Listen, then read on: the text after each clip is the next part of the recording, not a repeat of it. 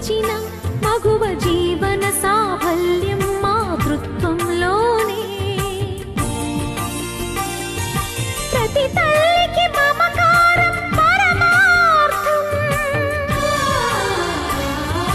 ప్రతి తల్లికి మమకారం పరమార్థం. అది లేని అహంకారం వ్యర్థం వ్యర్థం. కరుణించే ప్రతి దేవత అమ్మే కదా. కడుపు తీపి లేని అమ్మ బొమ్మే